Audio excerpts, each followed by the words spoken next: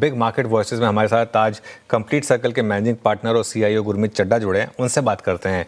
गुरमीत जी, good morning, स्वागत है आपका शो में। बैकग्राउंड काफ़ी अच्छा लग रहा है आपका, वैसे पीछे ये गोल्डन टेम्पल है।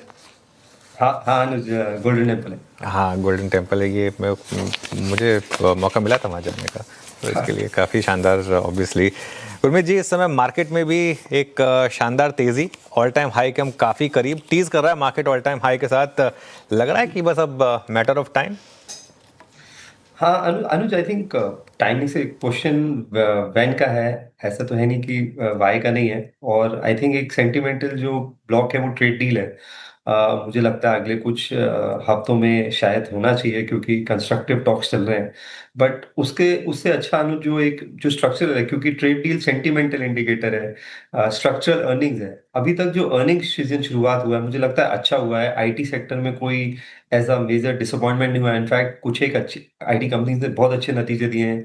आई थिंक एचसीएल के नंबर अच्छे थे लार्ज कैप में। इन्फोसिस टीसीएस भी ब्रॉडली इन लाइन थे। कोफोर्ज के नतीजे बहुत शानदार आए वीकेंड पे।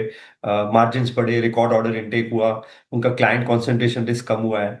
बैंक्स के नतीजे बहुत ही अच्छे रहे हैं। मुझे लगता है कि बैंक में और री रेटिंग देखने को मिलेगा, और दबा के एफडीआई आ रहा है अनुज। आप देखिए, आरबीएल हो, फेडरल बैंक हो, सम्मान कैपिटल हो, यस बैंक में पिछले 2 महीने में मेरे हिसाब से कुछ 60-70 हज़ार करोड़ का एफडीआई आया है, जो कि बहुत पॉजिटिव इंडिकेटर है सेक्टर के लिए। तो जैसे जैसे अर्निंग्स बेटर होता जाएगा अनुज, आई थिंक ये जो रैली है स्ट्रक्चरल होगी। लेकिन अगर अर्निंग्स वीक रहा और मान लीजिए ट्रेड डील हो भी जाती है, तो सेंटिमेंटल होगी और हो सकता है फिर वहां पे ज्यादा स्टे ना करे। तो मुझे लगता है अर्निंग्स थोड़ा सा पिकअप हो रहा है, इकोनॉमिक एक्टिविटी पिकअप हो रही है, वो एक अच्छा अच्छा इंडिकेशन है। ना बिल्कुल ठीक है। अर्निंग्स पटरी पे आ जाती हैं, जो अब तक लग रहा है। अब तक रिजल्ट सीजन बुरा नहीं रहा है, इसीलिए थोड़ा सा कन्विक्शन बढ़ता हुआ। पर हाँ, ट्रेड डील इंपॉर्टेंट है, क्योंकि कई सारे लेबर इंटेंसिव पॉकेट जो है ना, वो काफ़ी हद तक निर्भर है ट्रेड डील पे। खैर एनीबडीज गेस कब हो रहा होगा, लेकिन लग रहा है कि कंस्ट्रक्टिव टॉक्स चल रही हैं। दो इंपॉर्टेंट स्पेसेस को गुरमीत आपने अपफ्रंट मेंशन करा, बैंक्स और आईटी। दोनों बहुत इंपॉर्टेंट पिलर्स। अच्छा, बैंक्स के वाकई नंबर्स अच्छे थे, लेकिन हाईलाइट है वो जिस तरह का वो फॉरेन इंटरेस्ट इस स्पेस पे बनता ही चले जा रहा है। 4 बैंक्स, 2 एनबीएफसी, कुल मिला के 6 डील, 60-70 बिलियन डॉलर्स के आसपास के इन्फ्लोज आते हुए सब बढ़िया चल रहा है। ये हो क्या रहा है? ये हमारे बाजार की अट्रैक्टिवनेस है, या लग रहा है रेगुलेटर का नजरिया बदल रहा है, इसीलिए इस तरह के इन्फ्लोज आ रहे हैं? और इन इन्फ्लोज को देखते हुए ऐसा लग रहा है कि mid caps banking space go to pocket बन गई है? अगर हाँ, तो फिर आपको क्या पसंद आ रहा है उस स्पेस में? तो आशीष, दोनों है। आई थिंक रेगुलेटर का नजरिया बिल्कुल चेंज हुआ। आई थिंक एक की ट्रिगर आरबीआई की अप्रोच चेंज हुई है, जो पिछले कुछ महीनों में आप देखिए, पिछली पॉलिसी क्रेडिट पॉलिसी ज्यादा थी। कॉर्पोरेट लोन में कैप हटाया उन्होंने 10,000 करोड़ का, उसके ऊपर आपको प्रोविजन करना पड़ता था। करीबन 22 उन्होंने प्रोविजंस किए, जहां पे जो है क्रेडिट ऑफटेक और क्रेडिट फ्लो पे फोकस किया है। एक्विजिशन फाइनेंस बैंक्स को अलाउ किया है, जो कि मेरे हिसाब से बहुत बड़ा गेम चेंजर है। तो पिछले 5 सालों में हमने देखा, रिटेल लोन पे सब बात करते थे, हाई यील्ड लोन पे, लैब पे, लैस पे, होम लोन पे ज्यादा चर्चा होती थी। कॉर्पोरेट लोन बुक सबने अपनी मॉडरेट करी थी। आई थिंक ये चेंज होने वाला है। कॉर्पोरेट बैलेंस शीट भी डिलेवरेज है, बैंक बैलेंस शीट भी इस टाइम बहुत स्ट्रांग है। और एक स्मॉल मिड मिड बैंक से वैल्यूएशन कंफर्ट है। देखिए, आप आरबीएल बैंक देखिए, अगर आप इन्फ्यूजन के बाद देखेंगे तो 40,000 करोड़ का नेटवर्थ हो गया है। फेडरल बैंक भी 1.3 1.4 के बुक वैल्यू पे है। यस बैंक में भी हमने देखा था कि काफी रिस्ट्रक्चरिंग हुई जब जब वो एपिसोड हुआ। तो वैल्यूएशन कंफर्ट है। आरबीआई का नजरिया, मुझे लगता है और रिफॉर्म्स देखने को मिलेंगे। मैं सरप्राइज नहीं होऊंगा कि कुछ कॉर्पोरेट साइड पे जो कैप है 10% की, 5% ऑटोमेटिक रूट से और 9.9 जो है आरबीआई के अप्रूवल से है, उसको भी रीलुक करेगी आरबीआई सिलेक्टिवली अच्छे वेल गवर्नड कॉर्पोरेट्स को लेके। तो मुझे लगता है ये बैंकिंग रिफॉर्म्स 2.0 लोड हो रहा है। और कहीं ना कहीं ये जो सीरियस लॉन्ग टर्म इन्वेस्टर्स हैं, जिसे हम एफडीआई बोलते हैं, वो इसमें इंटरेस्टेड हो रहे हैं। और क्रेडिट ग्रोथ पिकअप होगा। आप देखिए, जैसे जैसे इकोनॉमिक एक्टिविटी बढ़ेगी, मुझे लगता है अगले साल का क्रेडिट ग्रोथ नंबर काफी पॉजिटिव तरीके से सरप्राइज करेगा। ओके, चलिए, तो ये बात होगी कुछ इंडिविजुअल स्टॉक्स और सेक्टर्स की। गुरमीत, इस समय अगर आपको फ्रेश कैपिटल डालना हो और आपका 2 से 3 साल का व्यू हो, तो कुछ स्टॉक्स जो आपको इस समय अट्रैक्टिव लग रहे हैं, या तो रिलेटिव स्ट्रेंथ के हिसाब से, अर्निंग्स के हिसाब से, वो क्या होंगे? अनुज, एक स्पेस जो मुझे हमेशा पसंद रही है वो सीडीएमओ स्पेस रही है। फार्मा में। आप देखिए लॉरस के नतीजे बहुत शानदार आए, उनकी जो पूरी इन्वेस्टमेंट की उन्होंने, और इस स्टॉक को लेके काफ़ी बाज़ार डिवाइडेड रहा है, क्योंकि ये एक ऐसी कंपनी है जिसमें जो R&D है, वर्कफ़ोर्स 22-23% है। 5,000 एम्प्लॉइज़ में लगभग 1200-1400 जो है साइंटिस्ट हैं R&D में, जो कि मेरे हिसाब से हाईएस्ट है। और जिन्होंने इन्वेस्टमेंट करी थी, अब पे ऑफ होना शुरू हुई है। अब CDMO मिक्स देखिए, बहुत बेहतर होता जा रहा है, शानदार ग्रोथ है। तो ह्यूमन हेल्थ सेगमेंट अच्छा कर ही रहा है। क्रॉप साइंस और एनिमल हेल्थ में बहुत ट्रैक्शन आपको आगे देखने को मिलेगा। सरप्राइजिंगली ARV में, जो एंटी रेट्रोवायरल है, जहाँ पे बहुत प्रेशर रहा है, उसमें भी रिकवरी देखने को मिली है। तो मुझे लगता है फार्मा आउटसोर्सिंग, CDMO एक ऐसा स्पेस है जो, मैं पहले भी बोल चुका हूँ, ये वो स्पेस है जहाँ IT आउटसोर्सिंग था लेट 90s में। तो डिवीज़, लॉरस, न्यूलैंड लैब्स, हमें काफ़ी सारे स्टॉक्स इस स्पेस में पसंद है। हम काफ़ी ओवरवेट हैं इस पोर्टफोलियो में। यूएस में बायोसिक्योर एक्ट ऑलरेडी सेनेट में आ गया है, तो अगर ये फाइनली पास होता है तो इसके बहुत लॉन्ग टर्म इम्प्लीकेशंस है। तो हम हेल्थ केयर पे CDMO में निवेश कर रहे हैं। हमें ट्रांसफार्मर स्पेस बहुत अच्छा लग रहा है। जेन्युइन शॉर्टेज है और बहुत सारी कंपनीज हैं पावर इक्विपमेंट स्पेस में जहाँ कैपेबिलिटीज बिल्ड हो रही हैं। एक कंपनी हमने ऐड करी है, हिंद रेक्टिफायर, जो रेलवेज के लिए ट्रैक्शन कन्वर्टर ट्रांसफार्मर्स बनाते हैं। अभी उन्होंने फ्रांस में एक एक्विजिशन भी किया है कंपनी का, जो रोबोटिक्स में है। तो ये कंपनी हमें अच्छी लग रही है। हमें मिड साइज बैंक्स में, अब आपसे चर्चा कर चुका हूँ, हमारे पास फेडरल बैंक भी है और RBL भी है। हम लकी रहे कि हम अच्छे वैल्यूएशंस पे इसमें एंटर कर पाए। और इसके अलावा हमें एक थोड़ा सा कॉन्ट्रेरियन व्यू है हमारा। हमें ऐसा लगता है कि केमिकल स्पेस में सिलेक्टिवली अपॉर्चुनिटीज आ सकती है, क्योंकि वैल्यूएशन लो हैं, 2-3 साल से कुछ हुआ नहीं है।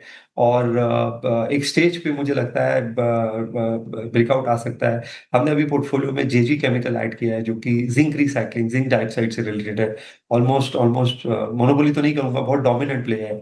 डेट फ्री बैलेंस शीट है, नंबर्स अच्छे हो रहे हैं। तो ये कुछ स्टॉक्स हम पोर्टफोलियो में ऐड कर रहे हैं अनुज। और थोड़ा सा मैं कहूंगा लॉन्ग डेटेड बॉन्ड्स में, हमेशा बोलता आया हूं सबको, थोड़ा सा लॉन्ग डेटेड बॉन्ड्स ऐड करिए, क्योंकि ब्याज दर और कम होने वाला है भारत में भी, और यील्ड्स गिरेंगी।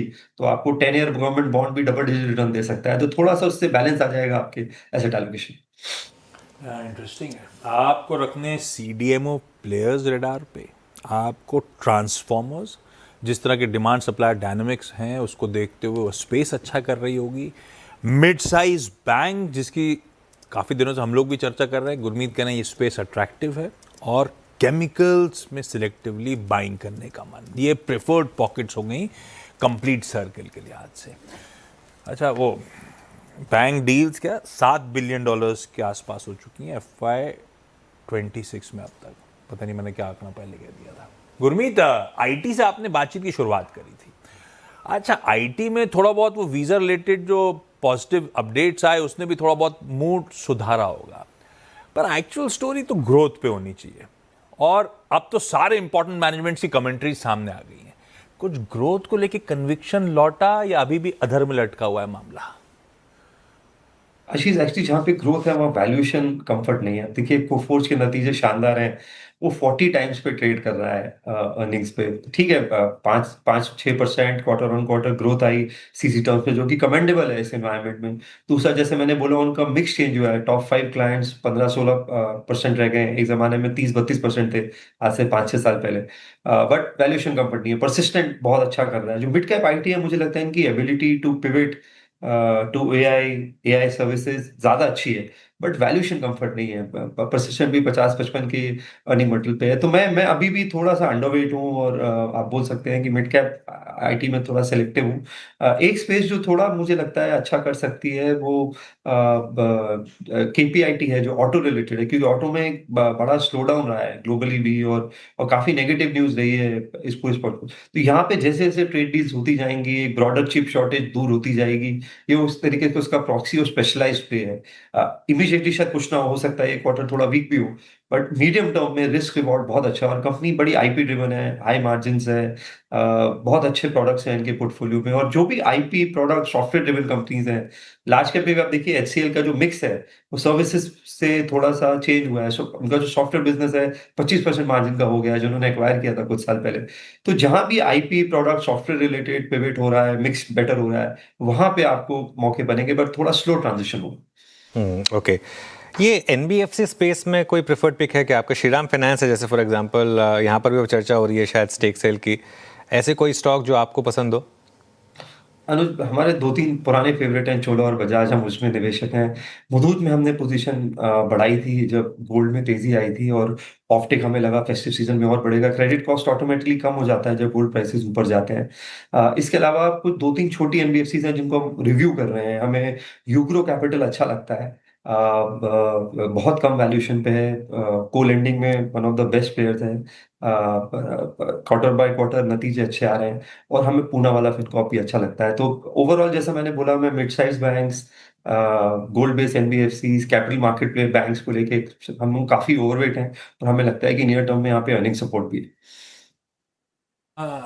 ठीक है, तो जो पुराने प्रिफर्ड एनबीएफसीज थे उन्हीं के साथ जाएंगे। लकी रहे किसी फेडरल बैंक, आरबीएल बैंक पे दाव लगाया और दोनों में विदेशी पैसा आ गया। ये विदेशी पैसे के एंटिसिपेशन में लगाया था या फंडामेंटल पसंद आ रहे थे उन दोनों मिड कैप बैंक्स के? दोनों दोनों था आशीष। अगर आप फेडरल बैंक देखिए तो जब से मिस्टर मनियन ने चार्ज लिया है, क्वार्टर ऑन क्वार्टर आपको थोड़ा सा इंप्रूवमेंट देखने को मिला है। उनका कासा मिक्स बेटर हुआ है। अगर आप उनका देखिए 31-32% हो गया है। केरला बेस्ड बैंक से आप पैन इंडिया प्रेजेंस बना रहे हैं। आप अगर उनका मिक्स देखेंगे रिटेल और कॉर्पोरेट लोन का, वो बहुत बहुत बेहतर हुआ है। हाई यील्डिंग लोन्स पे इंटरेस्ट रहा है, क्रेडिट कॉस्ट कंट्रोल में है। और काफी समय से न्यूज थी कि जुलाई ऑनवर्ड्स के एमिरेट्स एनबीडी इंटरेस्टेड है, हालांकि उसमें डिनायल चलता रहा, काफी चलता रहा। तो और जैसा मैंने बोला, 180-90 रुपए में लगभग 1.1 बुक वैल्यू पे था फेडरल बैंक। जबकि साल भर कुछ किया नहीं है, तो हम फेडरल बैंक में अभी नहीं एंटर हुए हैं। टाइम हो गया आपको 2 क्वार्टर, बट इवेंचुअली थोड़ा सा पेशेंस मुझे लगता है अभी। अभी और मुझे लगता है लेग्स हैं। अगर एक इंक्रीमेंटली अगर आपको हाँ। अर्निंग के कोर ऑपरेटिंग परफॉर्मेंस में भी इंप्रूवमेंट दिखेगा, तो मुझे लगता है और कैचअप हो सकता है। तब वो पेशेंस को टेस्ट कर रहा था, लेकिन उस समय कंप्लीट सर्किल ने पैसा डाला। आखिरी सवाल मेरी तरफ से, एफएमसीजी, और उसमें भी क्योंकि पहले नेस्ले आया तो ऐसा लगा नहीं ना, हम लोग गलत पढ़ रहे हैं, स्ट्रीट गलत पढ़ रही, कंपनीज बेहतर डिलीवर करेंगी। पर उसके बाद एचयूएल कोलगेट ने मामला गड़बड़ा दिया। एचयूएल वो करेक्ट हुआ था, उसके बाद आज भी बाजार अच्छा है, तो एचयूएल कुछ करके नहीं दे रहा है। वॉल्यूम्स नदारत थे, मार्जिन्स पे इंपैक्ट हुआ, और मैनेजमेंट कह रहा है कि हम तो वॉल्यूम्स पे ही फोकस करने वाले हैं आगे। पता नहीं, स्ट्रीट उससे बहुत ज्यादा उत्साहित हुआ नहीं है। आपका व्यू एचयूएल के नंबर्स पे, एचयूएल को देखते हुए, अब आप कंप्लीट सर्किल पैसा डाल रहा है नहीं डाल रहा है इस स्पेस में?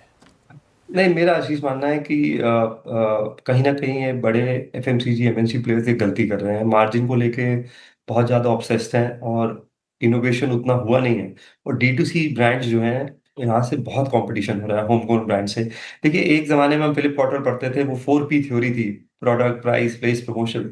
अभी ये जब से ई कॉमर्स और चीप डेटा का आगाज हुआ है और प्लेटफॉर्म आए हैं, ब्लिंकिट जैसे, स्विगी जैसे, बाकी जैसे, तो सडनली प्लेसमेंट का और डिस्ट्रीब्यूशन का काम कोई और करके दे रहा है आपको। तो एक जो मोट होता था आपका डिस्ट्रीब्यूशन की, मेरी रीच है, इतने आउटलेट्स हैं, वो मोट अब उतना स्ट्रांग रहा नहीं है, और कहीं ना कहीं थोड़ा पिवट आपको करना पड़ेगा। तो हमारा फोकस ई कॉमर्स पे, क्विक कॉमर्स पे ज्यादा है, जहाँ पे ग्रोथ ज्यादा है। सिलेक्टिवली एफएमसीजी में भी कंपनीज हैं जो अच्छा कर रही हैं, जैसे हमारे को टाटा कंज्यूमर है, जिनका फूड डिवीजन और पिवट उन्होंने किया है बेसिक। हाँ, तो मेरा मतलब है सिलेक्टिव होने की जरूरत है, और कहीं ना कहीं मुझे लगता है न्यू एज बिजनेस इनको इम्पैक्ट करेंगे और आगे भी। ऑल राइट गुरमीत जी, बहुत बहुत शुक्रिया आज हमारे साथ जुड़ने के लिए और हमसे बात फिलिप करने के लिए। कॉटलर की याद दिलाने के लिए।